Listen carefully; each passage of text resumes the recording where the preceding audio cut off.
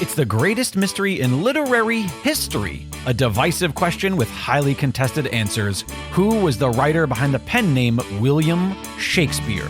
Welcome to Don't Quill the Messenger.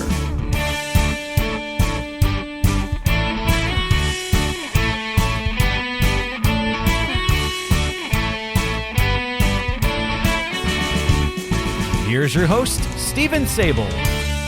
Welcome back, fellow Quillers, to another wonderful episode of your favorite Shakespearean podcast. My guest for this episode has multiple PhDs, including contemporary Italian literature and social sciences and media communications.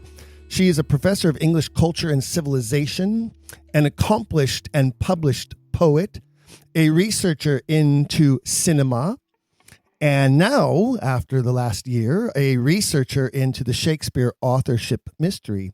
Her recent work is titled Rewriting, Concealment, and the Italian Matrix, Edward de Vere and the Shakespearean Canon. It's a fascinating dive into the Italian influences and sources behind the works of Shakespeare, and that's what we're here to talk about today. Please welcome Dr. Erminia Passannanti. Thank you so much. Thank you so much for inviting me. We're very glad to have you. Thank you for being here all the way from Salerno, Italy. Yes, from Italy. I live part of my life also in Oxford, UK. I live in England, and but now at this very moment I am speaking from the beautiful city of Salerno. And when you're in England, you are working as a professor there at University College London. Is that correct? No, that is the place where I obtained my first PhD. I was a student there for my doctoral studies at UCL. It's called University College London. Mm-hmm. And I've been researching and attending conferences within the University College London. Then I taught in Oxford. I was in Oxford at St. Catherine's College, where I taught continental literature, comparative literature, and also Italian literature for those English students who wanted to do actually Dante, especially. Well, your knowledge of Italian literature is something that is such a foundational part of the paper that you wrote regarding the Italian matrix, as you put it, and the influences on the works of Shakespeare. You mention works by Giraldi Cinthio, Giovanni Fiorentino, and you're gonna, I know you hate my Italian pronunciations, Ariosto, Bandello, and others. And as you say in your paper, the Shakespeare plays do not merely adapt these sources, but they, as you put it, transform them, embedding within their structures what you call a hybridized voice that reflects linguistic virtuosity and cultural translation. I love that sentence. And if you could share with the listeners what you mean by that and how you, as a professor of Italian literature, as well as a creator of Italian literature, your poetry is very beautiful. Tell us a little bit about how that connected you to this mystery and helped you have a better understanding of the identity behind the writer. Okay, so first of all, I have to explain my vision of time. We have an idea of time which is not how time really flows, especially in the arts. We consider the authors that lived 400 years ago as very distant from us, but they in fact are not. There is a different time cadence that goes from a century to another, that goes along, literary movements, ideas, fashions, and they follow a slower pace than our lives, our contemporary lives made of dramatic historical events, art and literature flows at a different pace, let's say. So, for instance, Dante is much closer to us that we think in terms of the years passed by or the centuries. We can actually consider Dante our contemporaries. Why is that? In the first place, because Dante influenced immensely all the authors that came after him for the invention, not because he was a genius, but because he invented something which was quite original.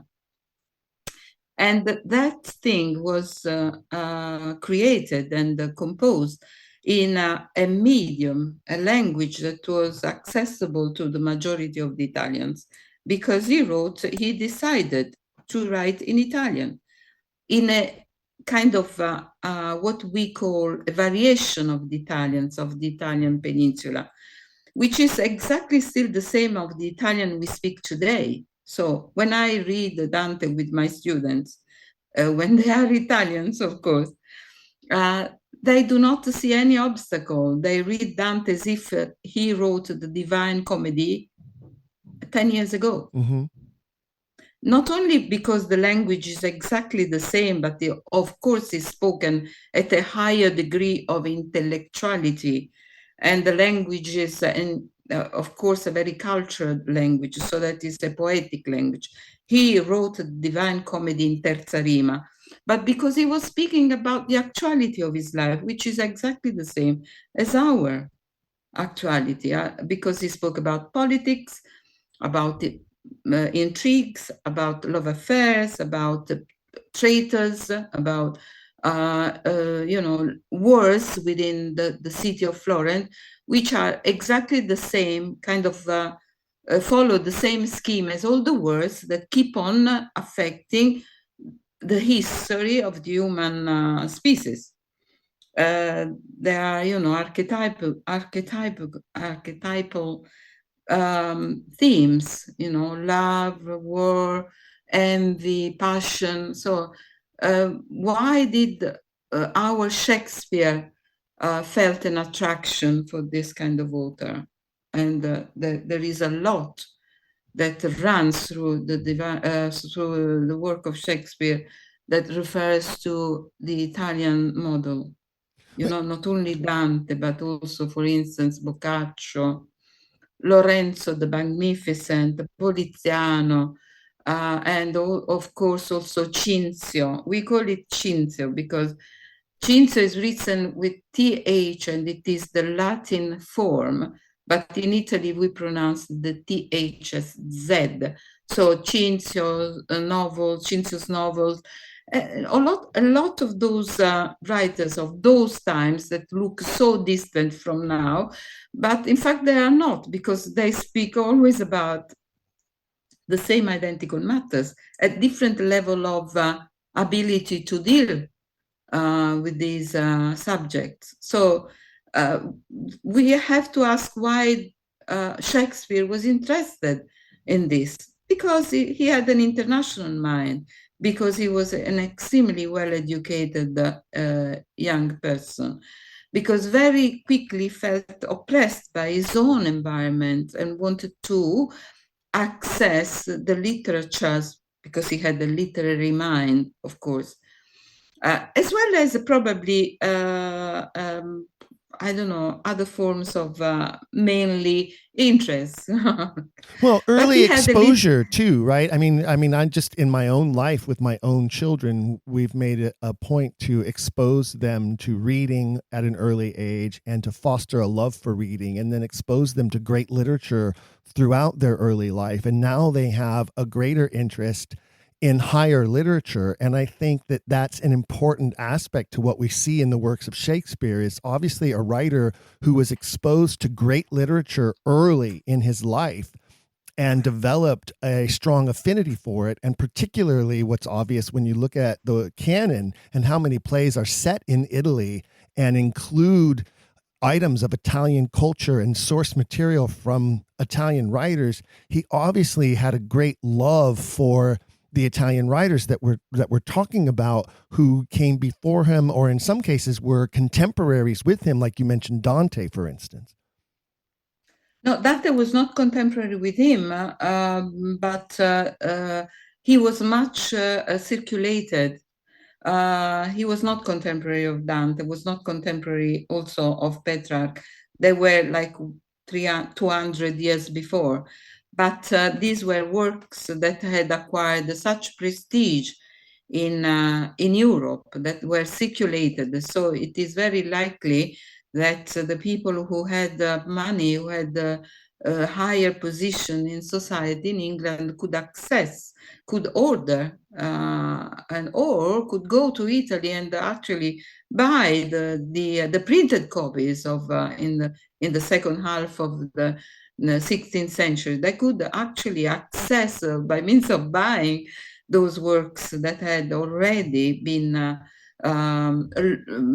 known throughout Europe. And why were they so famous? Because Italian literature is heir to Latin and Greek literature. So there is a nobility and there is a tradition that is passed on. And that was the kind of vehicle for the for the English people of the time to also learn from Italian authors about the Greek and Latin models, because the situation is very simple. No one is a genius. In literature, everything is intertextual. There is no one who invents out of the blue a work of art coming from his mind. Everything is a progression of knowledge. So in order to understand how Shakespeare, the man who we call Shakespeare, and who wanted to sign under this name or pseudonym his work, how did he access what he transformed into his masterpieces? Because, of course, it's a question of transmission and knowledge. So it's an epistemological question. How did Shakespeare learn about these things? How did he acquire the knowledge, the skill? It was a very long process. In order to access the Italian sources, literary sources, he had, first of all, to learn a language. In his position, he had, of course, tutors. He could have whatever tutors he wanted. He was provided with personal teachers for French and Italian. They were the languages of diplomacy. So the people who had prestige, who had in their future the role of mediators with other we cannot speak about nations because they were not nations, but kingdoms, principates, or a city that had an important role in Europe. They had to learn Italian and French, so they had personal, and Shakespeare too. That man who composed those works, those plays, those sonnets, had to have tutors who taught him how to compose a sonnet. He was given examples. He was given special precious books. He was given translations. He was given lessons to discuss the principle for writing this kind of literary genre that they are all inside Shakespeare, no? It's over. The poetry, epic poetry, lyric poetry, drama, storytelling, also comedy, la commedia dell'arte. He employed all these because he knew about them. How did he know? First of all, by accessing those specialist libraries that allowed only those who were, in a position of accessing those precious books. So then he had somebody teaching them how to read them. And then he naturally wanted to get there. As every young man, if you teach your children, you have quoted your children, but if you teach your children about, for instance, the work of Michelangelo, a time will come when these children of yours will say, Dad, give me the money, give me the permission, I want to go and see the real thing. They've already said that, especially my daughter, my second daughter, her name is Siena. She's named after the city in Italy. And we went there, we were there 2 years ago, my wife and I, and immediately when we came back, she said, when do I get to go? I want to go to see the city that I'm named after. Just a simple instance like that, let alone then they saw our photographs and some of our keepsakes and memories. And of course, now they all want to go to Italy. They can't wait till they get their chance to go to Italy. And it's exactly as you say, it's because they've been exposed to it. And we don't have any evidence whatsoever that the man from Stratford was exposed to Italian literature or anything to do with Italy. In fact, we don't have any evidence that anyone from Stratford in England at that time was exposed to these great works of Italian literature or any great literature for that matter. There was no library. There was no real prominent person in Stratford who even had access to a library like the writer of Shakespeare would have had to have access to in order to, as you say, rewrite, reimagine, transform these works into his own sort of almost, I would argue, autobiographical story. Yes, everything is autobiographical. There is no such a thing unless you write a historical treatise, and when you come to creative writing, it is always personal, because there is a mind who is at work on a given subject. And even when you have characters that is not yourself, when you are not doing a dramatic monologue interpreting your own story, even when you create characters, even when you write under a different kind of gender, you write as if you're a woman. If you're a man or vice versa, you are always projecting yourself as a creative writing. Excuse me if I say that, but as an author, I know that this is the case. There is no such a thing as neutral writing. There is always the author's philosophical or existential perspective on the world, on existential matters, what he sees. And even when it becomes a filter, like a hybrid voice, this hybrid voice can never be neutral. So whoever he was, he wanted to be anonymous. I don't want to mention Stratford-upon-Avon. I live in Oxford, and from Oxford to Stratford, it is actually no more than half an hour. So I myself have gone only once to Stratford, and I have paid the ticket. I want my money back, actually.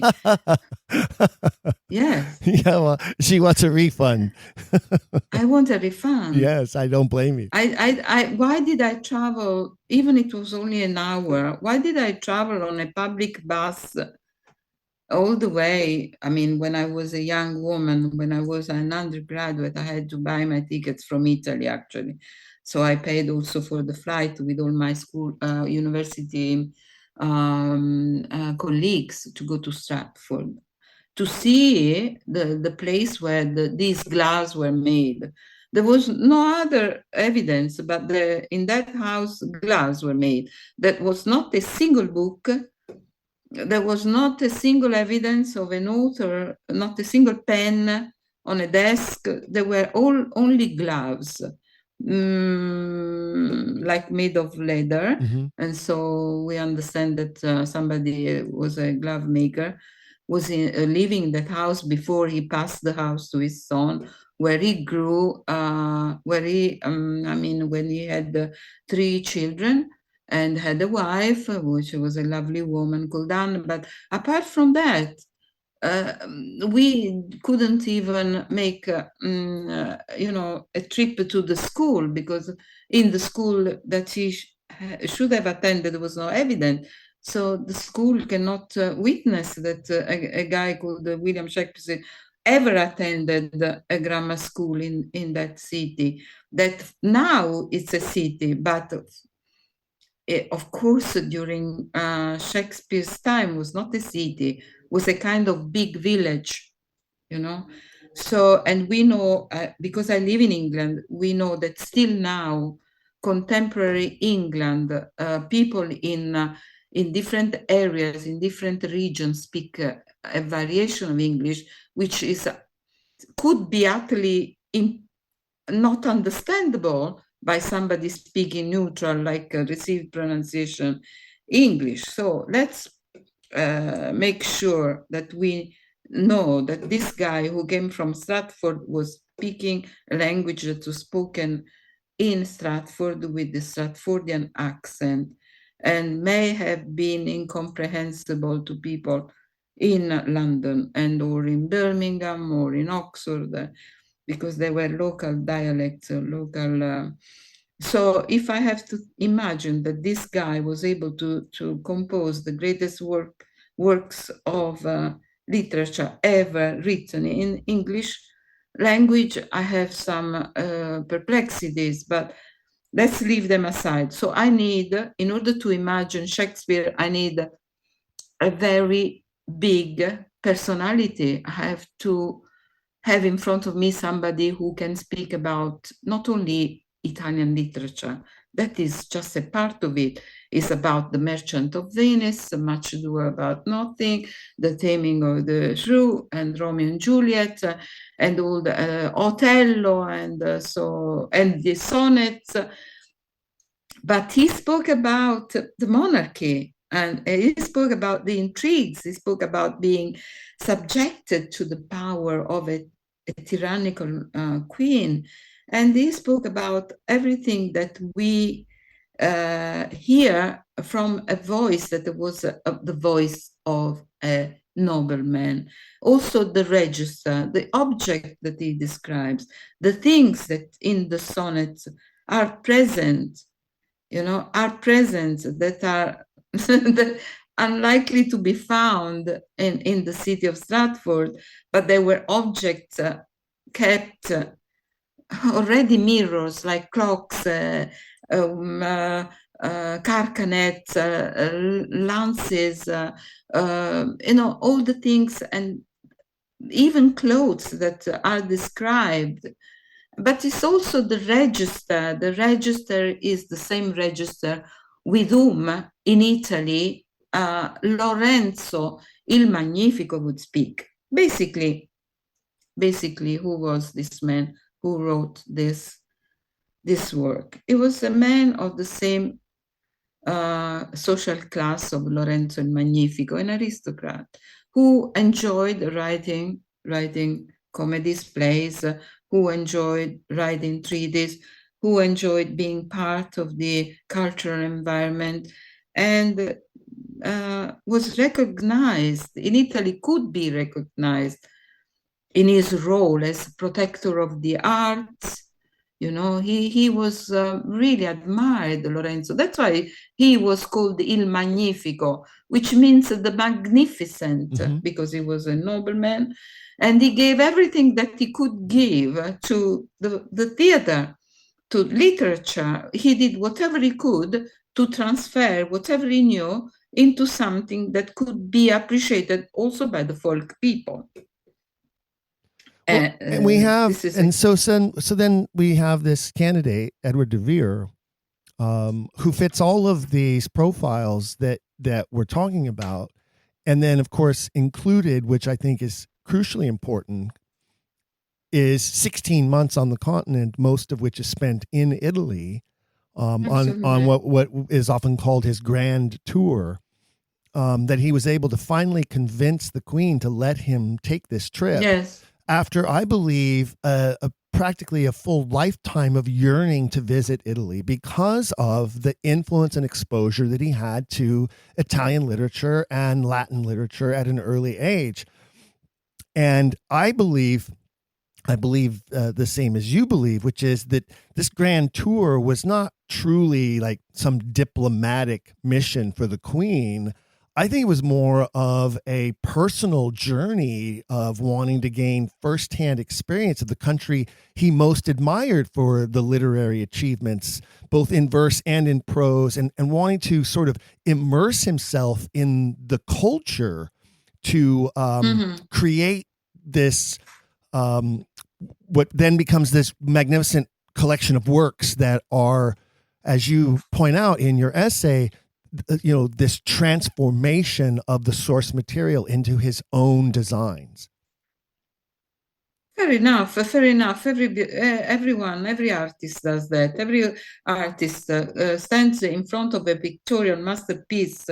You go to Rome and see the Pietà by Michelangelo. You want to then transfer that experience of having watched so closely that masterpiece, that amazing thing that you marvel is a human being with hands and the brain capable of doing this. Yes, he is.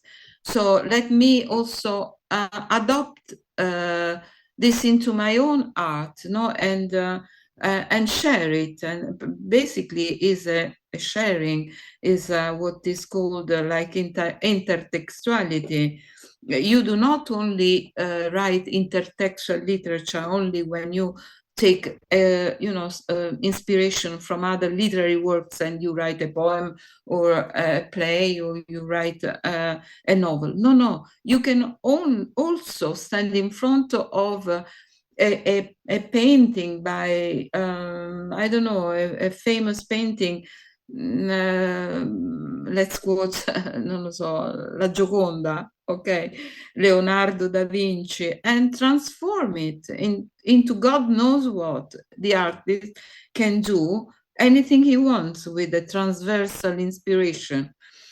First of all, in the first place, yes, he may have had a diplomatic mission. Of course, when De Vere, or I personally think it was De Vere, it is clear in my essay, I stated, I think it is him, because the way he went to Italy is the only way to access what he did access.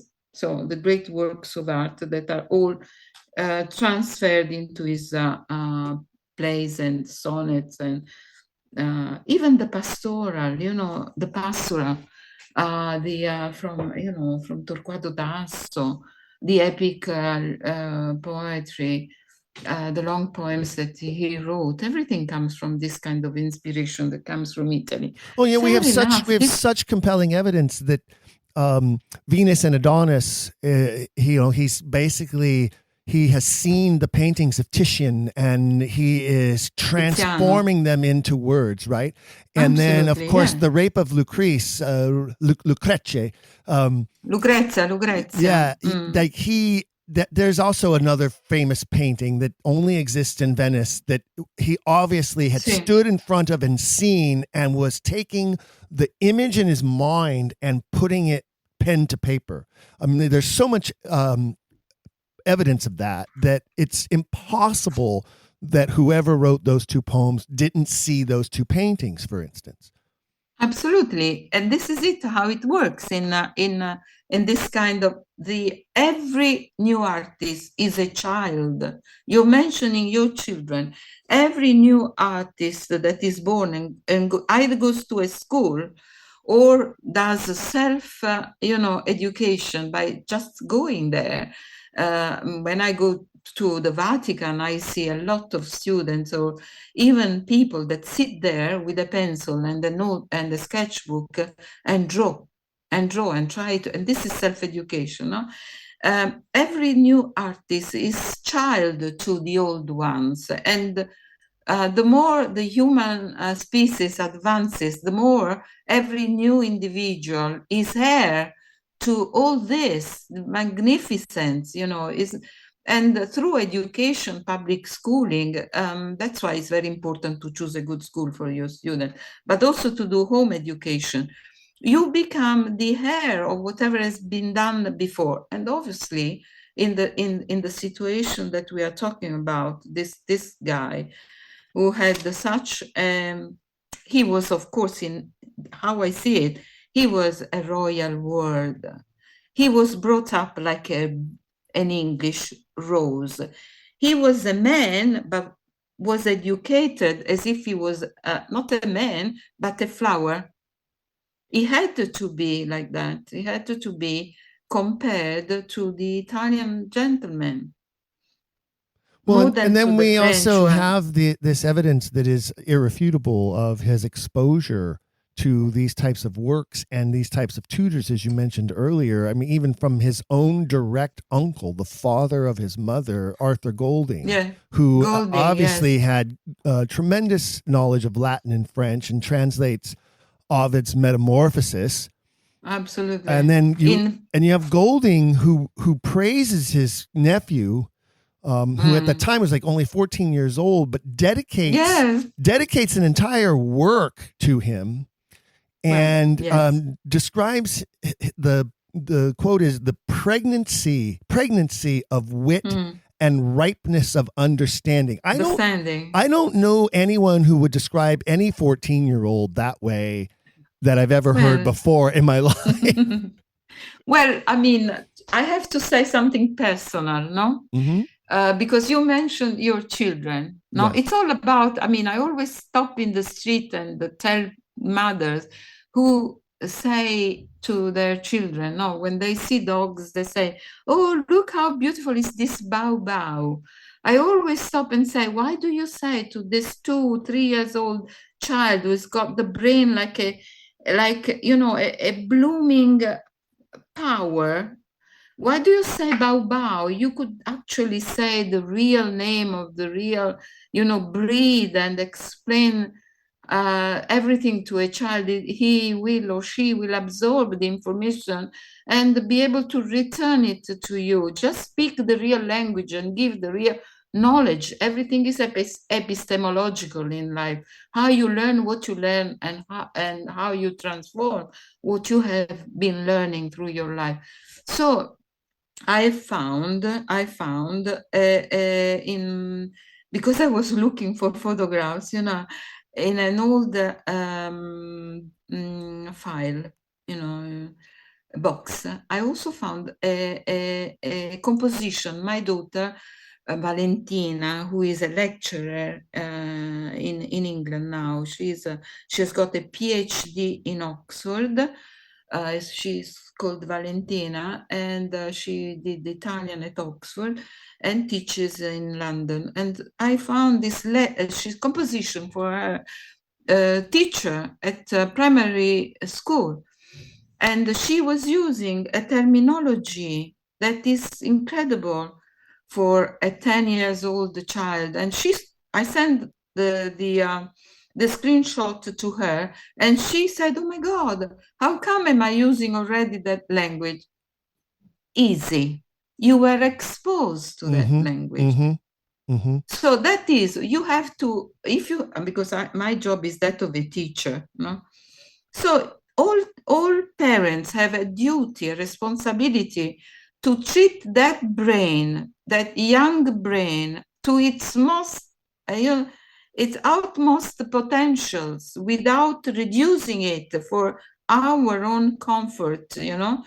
You have to treat the person, the brain, as an absorbing brain, and that's why the uncle Golding, Arthur Golding, showing certainly reading the Metamorphoses to his beautiful and gifted nephew, he just applied this methodology of teaching. You are 14, fine, you learn the Metamorphoses. You will learn the Metamorphoses, and of course he also explained to him the real philosophy behind the work of it. A child of age 14 can utterly comprehend any discourse. They are more clever, but potentially they are more clever than I am now, you are now. Yeah, because my brain is old and tired and it doesn't work as fast as their brains do. I see that with my kids who commonly will quote Shakespeare. In fact, throughout our community, they're known as the Shakespeare kids because their dad's the Shakespeare guy. They can quote Shakespeare. So, of course, their vocabulary is beyond their age. To a point that is oftentimes very impressive to other people who go, wait a minute. Yes. Especially my son who's only 6. And they're like, how is a 6-year-old using these words? Well, because he's learning Shakespeare. Well, we're very blessed that we now have them enrolled in a school that has a classical education. And they're learning Latin. All 3 of my children are in the process of learning Latin at their school. And they're loving it. And it is opening their minds to so much more around them because they suddenly have context and reference point to go, oh, well, that's the basis of this word. And this is the origin of that word. And, oh, I get it now because it connects back to the original Latin. It's really mesmerizing watching their brains sort of absorb all of that. It is exactly like that. It is what you give to the flower, to the rose. The rose will give you back the nourishment and whatever you have done for the rose to improve. And I don't think people realize when they look at when they look at Edward de Vere's potential candidate for the author of Shakespeare, I don't think they realize his history. I mean, dating before Golding's statement about the pregnancy of his wit and the ripeness of his understanding. You've also have other tutors who have who mentioned him at certain points and said there's nothing. One tutor, I can't remember his name right now, who said, I can't teach him anymore. He's already beyond me. And then you have these numerous works that are dedicated to him throughout his life. Many of those works become additional source material for the works of Shakespeare. Thomas Underdown's Ethiopian History by Heliodorus, that translation, right, is dedicated to De Vere. Edmund Elvenden's Peistratus and Catanea, dedicated to Oxford. He writes the Latin preface to Bartholomew Clerk's translation of Baldassare Castiglione's the courtier. I mean, all of these circumstances of his life, these dedications of these very learned translations. Nobody dedicates a work of translation to a man who doesn't have the knowledge and the understanding of the work. So obviously they also felt some sort of, I don't know, debt to him, maybe because he helped teach them, or maybe he provided the funding to sponsor the publication. Yes, exactly. Right? This is what I wanted to say. The dedications to the Earl of Oxford at such a young age is to do with the fact that he was to be a patron of the arts. So he had at his disposal a huge amount of sum as in his life, Lorenzo il Magnifico had. He financed artists. So the reason why all these works are dedicated to him at such a young age is because he financed the publication. And he financed the staging of the plays. He practically what you see in Hamlet is what he did. When the company arrives, the theater companies arrive, and he directs them, and he already knows what they have to do, is exactly what in his real life he did from a very young age, because he inherited, he was passed on from his father, the 16th Earl of Oxford, this role. They were the great Lord Chamberlains. So the 16th, the 17th, and the 18th Earl of Oxford, they were all the England great Lord Chamberlain. This means that all the celebrations that were at Whitehall and they were at the palace, the royal palace, were all supervised by them. So what Hamlet does when the theater, people arrive is exactly what De Vere had to do.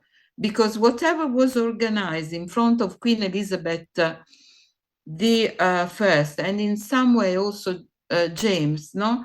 But James only for 1 year, because then poor Edward de Vere died at the young age of 54. And this is really a mystery. Why did he die? We don't know. Because he was only 54. But anyhow, if he died of bronchitis... I'm 54. And it's exactly, it's frightening to think about that. If I were Edward de Vere, I'd be dead by now. No. But also and we know from the description of this guy's life that he was a very athletic guy. I mean, because otherwise we wouldn't have this complete knowledge of Italian fencing, because this is what he did when he was at Cecil's house. He was not only instructed in Latin, Greek, and the foreign languages, but he was also instructed in horse riding for tournaments, because he had to perform, not only dancing, horse tournaments. I don't know the exact definition but also fencing, that is also in the play. And in Hamlet, the prince performs brilliantly the fencing. And he dies only because the point of the sword is poison. But this guy is just in Hamlet making a self-portrait of what he knew. You can't write such a masterpiece without putting your soul, your knowledge, your life, your scandals, your shock, your traumas. Whatever he put inside was, unfortunately, for those who are against nobility, I was the account of a nobleman. But I have another theory, is that the people who do not want to see that the author of this masterpiece, this oeuvre, is a nobleman, is because they are against the monarchy. Because deeply inside, the man from Stratford is their nation's emblem, is the revenge against a system that they suffer, which is the monarchy. Because we wouldn't have in Italy such an intolerance towards aristocracy, because we don't have the aristocracy anymore. We don't have aristocracy anymore. I mean, after the Second World War, we don't have the king, we don't have counts, we don't have dukes, we don't have the aristocracy. So the Republic has nothing to fight against aristocracy. But in England, they still have the aristocracy, which is privilege, politically speaking. It is, of course, you Americans, you probably, if you don't travel to England, in Italy, you wouldn't be able to see them, because all the houses that belong to the aristocracy, they have been made into museums, or, places for the public to enjoy. So we don't have anymore the royal palaces. I mean, we do in Naples especially, but there are museums. We have, in Naples, we have 2 majestic royal palaces, one in Caserta and one in Naples, where there was the Bourbons and the queen, the Austrian queen, Mary, the sister of Mary Antoinette in France.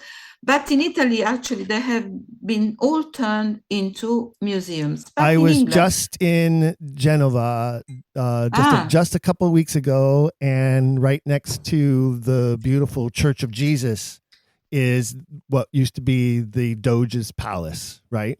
Exactly. And we went in, and there are museum exhibits here and there. There are educational placards stated. They were about to hold some sort of a public event where they were going to have live music and outdoor dining in the, basically what is like sort of the patio area at the bottom floor. We went up the stairs, and some of the rooms that used to be the apartments we're holding meetings and conferences, and it's definitely been transformed into a usable space, and it is no longer a place of privilege or power anymore. No. But if you go to England, you will see these places are still active, because let's take for an example, one of the most evident example we have, where did Princess Diana, which was a duchess, live? The palace is still there.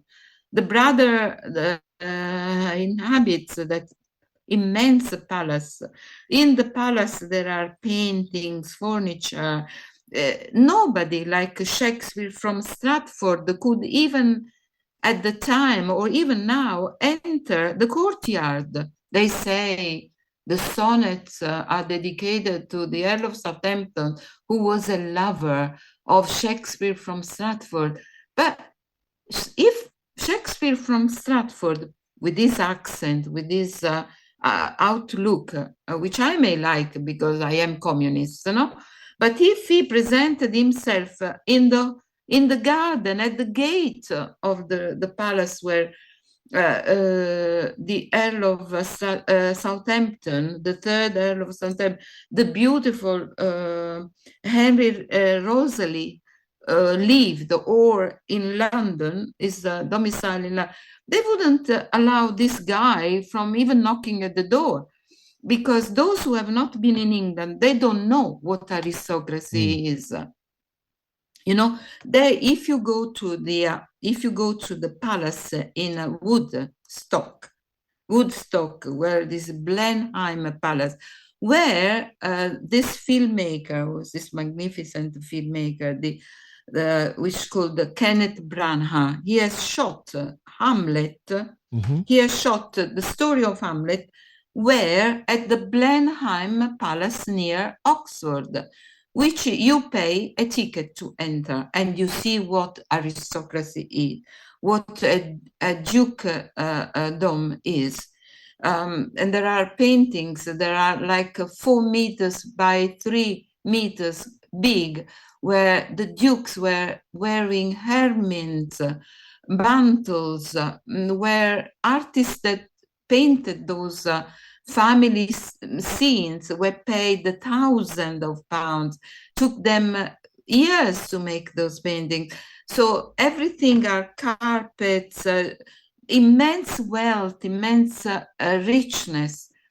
So I invite you to go to see what English aristocracy is, and to see if it is ever possible that Shakespeare, the son of the glove maker, could become the referent of the Earl of Southampton, which not only was the Earl of Southampton, was the third Earl of Southampton, but was also a royal ward, because his father had died. So he became a royal ward under William Cecil, the same as Edward de Vere dash Shakespeare. So they were treated like, jewels. They were the jewels of the monarchy. The earls, immense aristocracy, the way they spoke, the way they moved, what they did. They were worshipped by the common people because they were different. They were cultivated being different. They were raised with the books of Il Corteggiano di Baldassare di Castiglione. So they were brought up, they had to be exactly like the Italian models.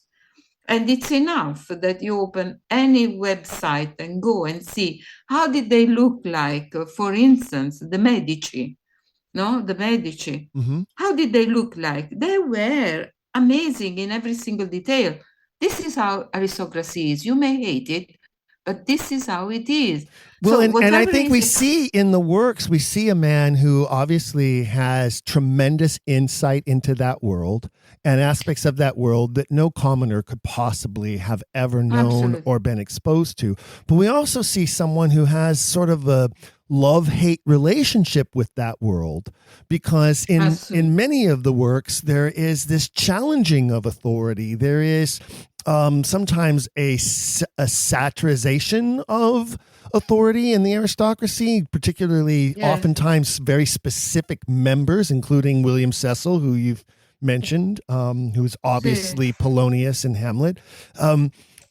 And through one of the things that I think is very interesting about your writing and what you point out in your research, because you have researched so many other writers, and especially those in Italian, and even contemporary works, and into modern artists who have challenged authority or who have taken that great risk that you point out. There, as you say, when the great tragedies of power or the great works that are contrary to that authority are never created without that type of risk.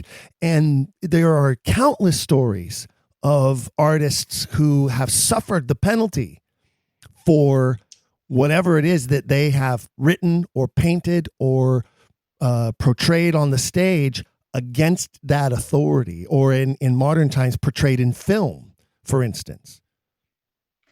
Yes, you cannot write without having experienced this. And in the work of Shakespeare, there is a lot of antagonism going on. So it means that the real author, that for me was the Earl of Vauxhall, the 17th, he suffered also the oppression of the role. He used writing art to express his dissidence. Now, if you are from my kind of political background, I am a Marxist. So in order to analyze works, you have to see the social and the class situation. You cannot just invent. You have to see the material situation that people lived in.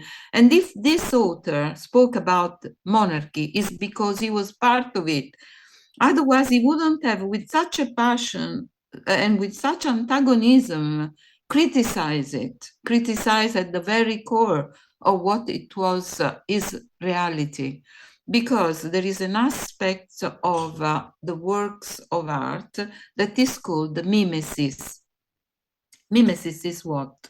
In an artwork, a reality emerges and is mirrored in a way or the other.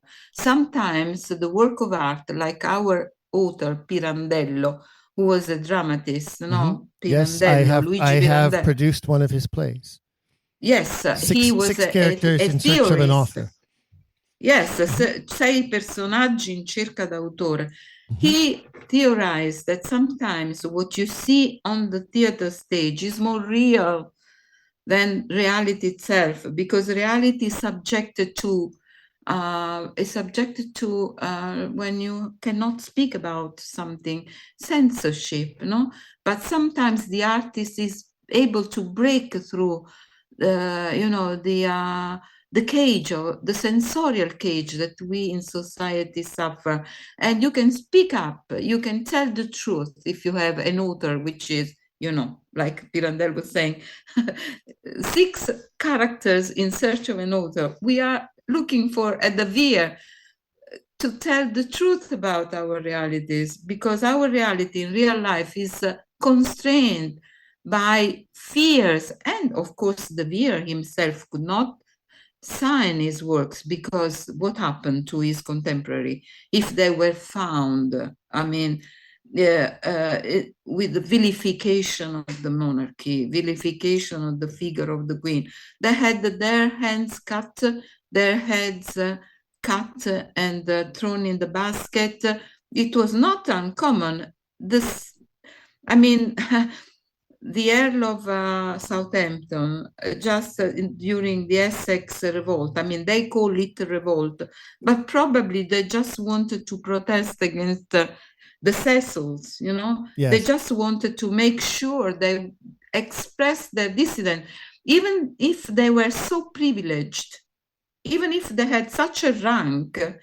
This is what we are told by De Vere, not wanting to sign with his own name, that if I sign a work of art that is dissident at its core against the monarchy, as long as the queen and the dynasty is still alive, what the shame comes on me, comes on my family, comes on my heirs, comes on everything I've said. They will disgrace whatever I did. So it's better to use a pseudonym. And after all, the use of a pseudonym or a mask or writing in disguise or pretending to be of a different gender, like a transvestite writing, no? When you pretend you're a different gender from what you are, like the Bronte's sister did that, no? The Brontes in England published their works, their novels, under the pseudonym actor Bell. No, they invented male names because even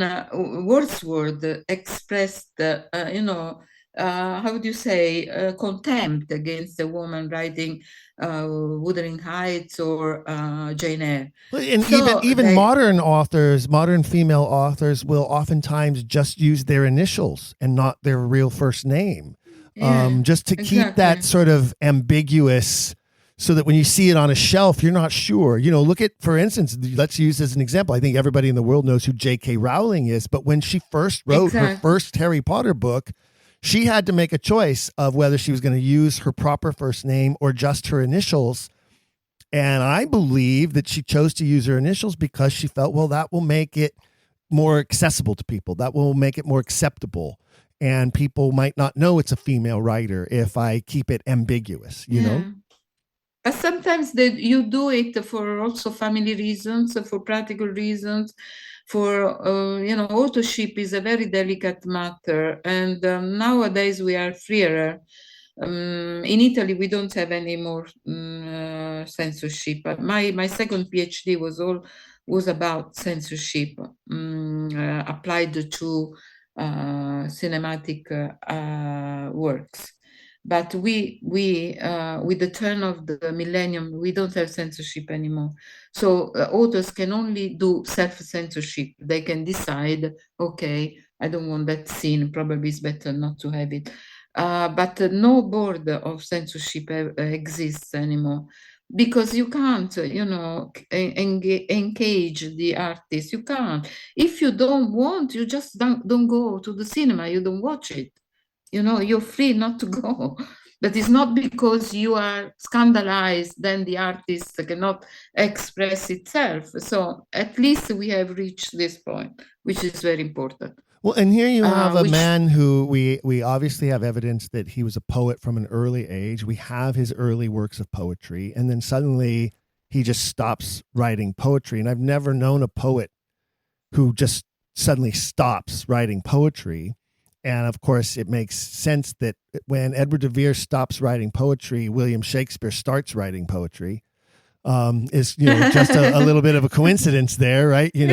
But one of the things that you point out that I think is fascinating and I think is appropriate that I don't see or hear talked about a lot is that we are talking about a poet. We're talking about a man who begins as a poet and then becomes a playwright. And he becomes a playwright after the poetry, but still the poet is seen through the texts of the plays. Like he can't let go of this poetical aspect to him, right? This sort of, as you call him, a decadent aesthete, which I think is a wonderful term.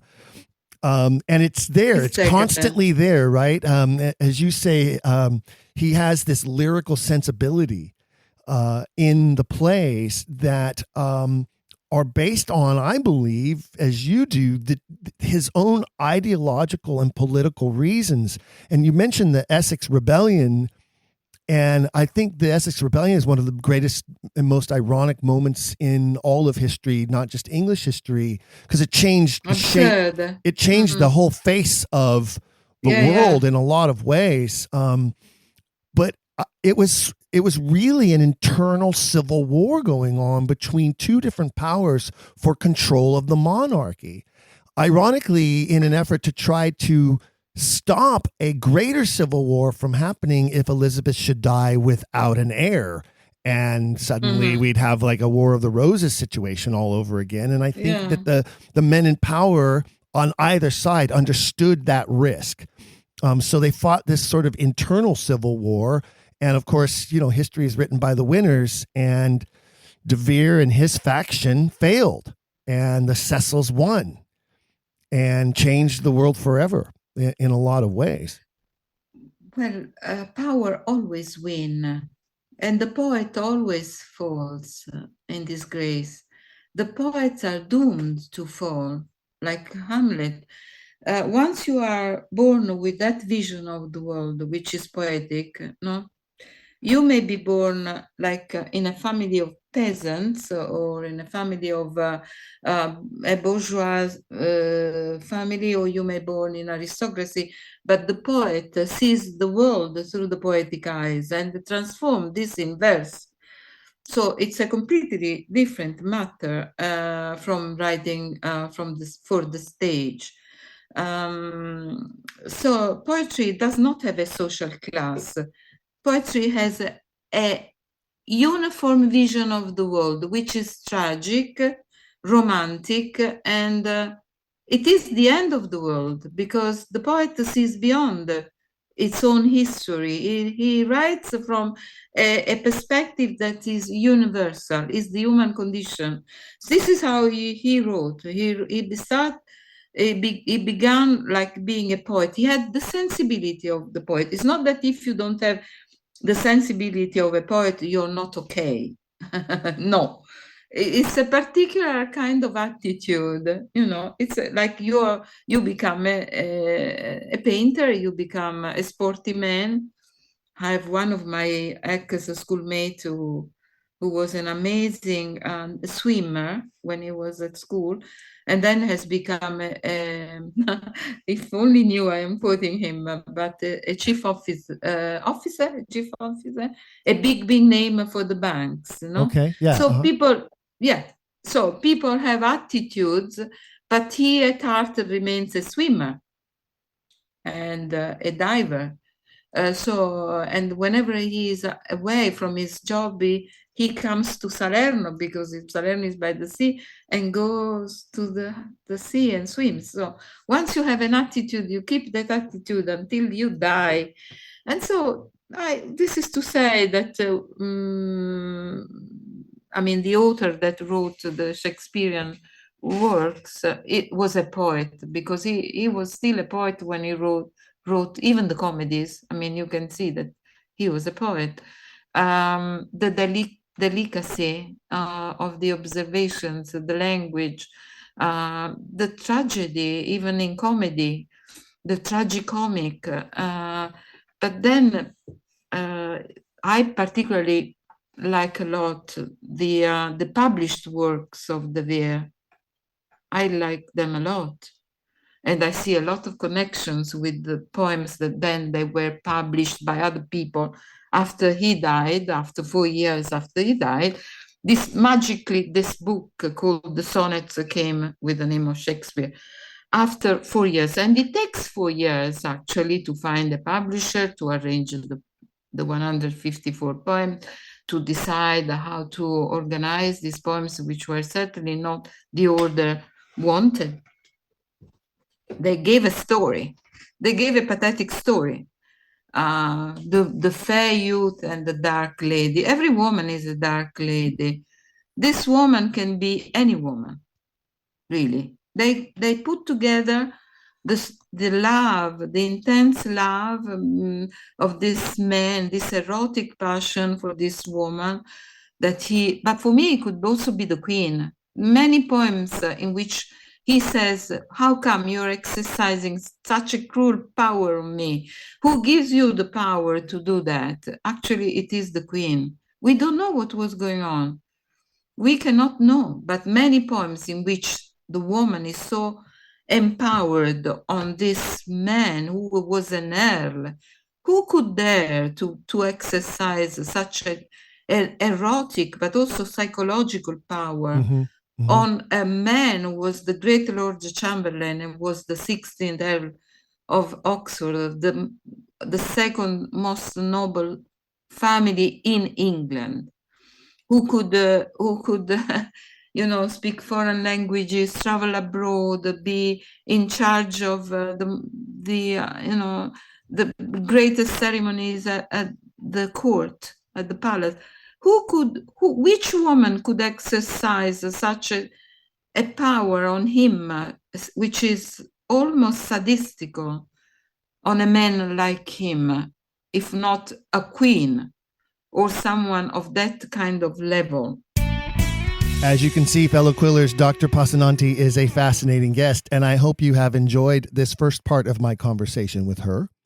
To find out more about Machiavelli and the influence that other Italian writers had upon the works of Shakespeare, come back in a fortnight to hear the conclusion of our conversation and part 2 of the Italian Matrix. Of course, before we sign off, I want to thank all of you who have written to me after the last episode.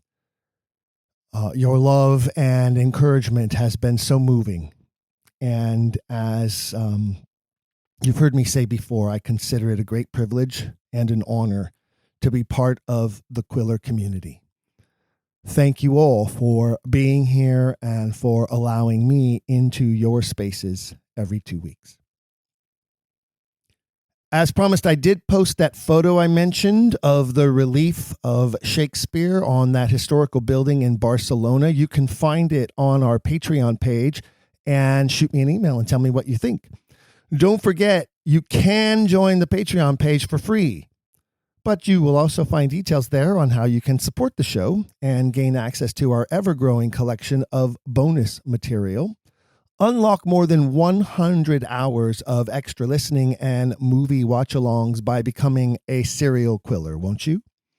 All the details are at the Patreon page, which you can access easily from the homepage of our website, don'tquillthepodcast.com. Don'tquillthepodcast.com. And speaking of loyal quillers, I want to shout out to Edward Henke, our October Quiller of the Month. Thank you, Edward, for your continued support of the program, and I know you will wear your Quiller swag with great pride. We love to see the swag orders come through. Remember, it's not a money-making venture for us.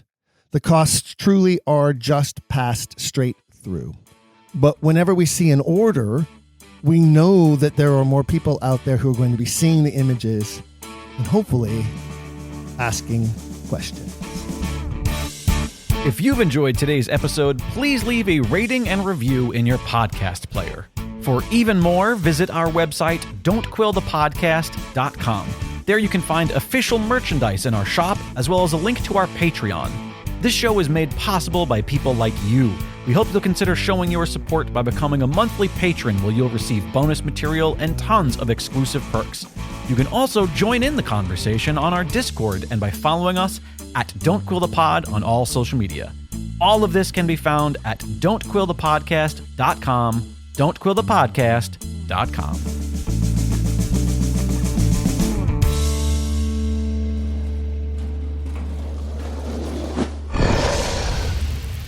It's Dragon Wagon.